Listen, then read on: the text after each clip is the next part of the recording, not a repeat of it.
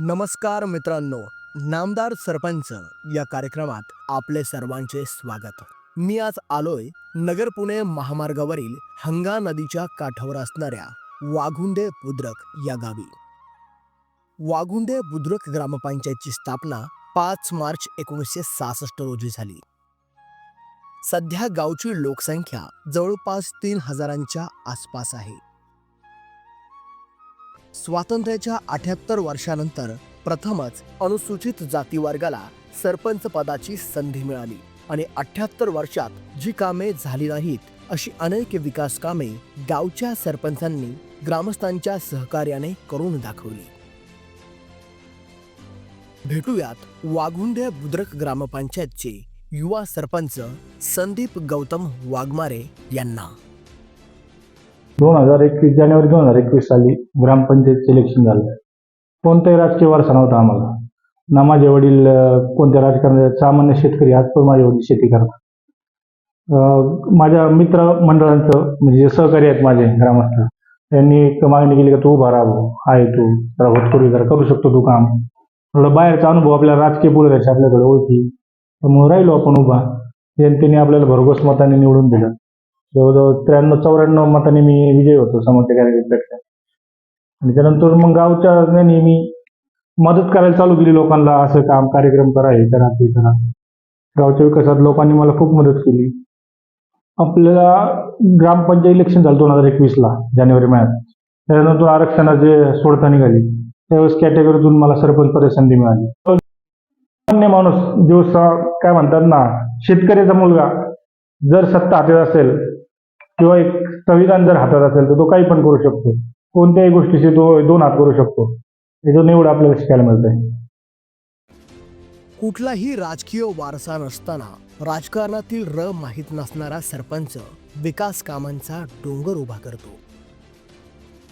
नगर पुणे महामार्गाला जोडणारा वाघेश्वर मंदिर रस्ता पावसाळ्यात ग्रामस्थांना चिखलमय रस्त्यातून चिखल तुडवत जावे लागायचे। अनेक वर्षांचा चिखलमय रस्त्यातील प्रवास गावकऱ्यांना पावसाळ्यात त्रासदायक ठरायचा। गावकऱ्यांचे हित लक्षात घेऊन या रस्त्याचे काँक्रिटीकरण करण्यात आले। गावचे रस्ते गावची प्रगती सांगतात असे म्हटले जाते। वाघेश्वर मंदिर ते स्मशानभूमी रस्त्याचे काँक्रिटीकरण केले। अंतर्गत रस्त्यांची दुरावस्था झाली होती।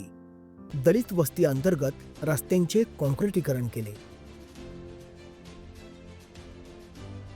दलित वस्ती भागात पाणी पुरवठा करण्यासाठी स्वतंत्र नळ योजना सुरू केली। अनेक वर्षे राष्ट्रीय सण शाळेच्या आवारात पावसाळ्यात चिखल असल्यामुळे उभे राहूनच साजरा करण्याची वेळ विद्यार्थ्यांसह ग्रामस्थांवर होती। ही समस्या लक्षात घेऊन शाळेच्या अंगणात पेव्हिंग ब्लॉक बसविण्यात आले। धार्मिक क्षेत्र असणाऱ्या राम मंदिर आणि हनुमान मंदिर भागात काँक्रिटीकरण केले। गावचा कारभार पारदर्शक आणि सुरक्षित व्हावा या दृष्टीने ग्रामपंचायत कार्यालय, शाळा आणि परिसरात CCTV बसवले। दिवटे वस्ती येथे पावसाळ्यात ओढ्याला येणाऱ्या पाण्यामुळे दिवटे वस्तीचा संपर्क गावापासून तुटायचा। ही समस्या लक्षात घेऊन संदीप दिवटे यांच्या घरासमोरील पूल उभारला। रात्री विंचू काट्याची भीती नसावी, अंधारात आया बहिणींचा प्रवास सुरक्षित असावा म्हणून प्रत्येक रस्त्याला दिव्यांची व्यवस्था करण्यात आली, अर्थात पथदिवे बसविण्यात आले। वस्ती तिथे प्रकाश ही संकल्पना प्रत्यक्षात साकारली। अंधारमय वस्त्या प्रकाशमय झाल्या। रात्री देखील मुलांना खेळता यावे म्हणून जिल्हा परिषद प्राथमिक शाळा परिसरात दिव्यांची व्यवस्था करण्यात आली। खळवाडी आणि गावठाण अंतर्गत ड्रेनेज लाईनची कामे पूर्ण करण्यात आली। शेतीसाठी पाणी उपयुक्त आहे, पाण्याशिवाय शेती होऊच शकत नाही। हंगा नदीवर दिवटेवाळा भागात बंधारा बांधण्यात आला। यामुळे शेतकऱ्यांना फायदा झाला. जवळ एक 4 कोटीच्या आसपास आपण गावात कामं विकास कामं केलेली आहेत. त्यामध्ये आमदार निधीतून भरपूर काम झाले आहे, जिल्हा नियोजनमधून काम झालेले आहे आणि ग्रामनिधीतून आमच्या भरपूर अशी कामं झालेली आहेत. प्रत्येक कामात गावकऱ्यांचा सपोर्ट असतो की हे काम करायला पाहिजे ना आपण. एक बसून आपण एक रोज सकाळी आपले लोक जमा होतात इथं गावात. त्या ठिकाणी विचारमन होतं का अशा गोष्टी करायला पाहिजे. आपण त्या गोष्टी केलेल्या आहेत. ते आपण पाहूच आता. गावकऱ्यांचं सहकार्य सगळ्याच बाबतीत आहे हो. गोष्टीत एकमताने विचार केला जातो. कुठे असं जाणवत नाही का आपण असं नाही का छोटा आहे खूप आणि लोक मोठे आपल्याला हे करतात, असं कुठंच जाणवत नाही. मित्रभावी वागणूक दिली जाते. येणाऱ्या काळात मग एक विठ्ठल रुक्मिणी मंदिरासमोर एक सभा मंडप तो एक गरजेचा आहे. ते काम पण माझ्याकडून राहिलेलं आहे, ते पण काम पूर्ण करणार. आणि एक पाण्याची समस्या खूप मोठी आहे आमच्या गावात.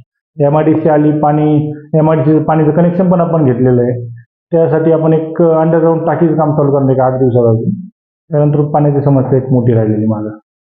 तत्कालीन खासदार सुजय विखे पाटील यांच्या स्थानिक निधीतून श्रीराम मंदिर येथे 10 लाख रुपयांचा आणि त्याच्या शेजारीच माजी पर्यटन मंत्री मंगलप्रभात लोढा यांच्या माध्यमातून दुसरा सभामंडप उभारण्यात आला. MIDC अंतर्गत मुळा डॅम पाणी योजनेचे पाणी गावाला मिळावे म्हणून मुळा डॅम पाणी योजनेची मंजुरी मिळवली.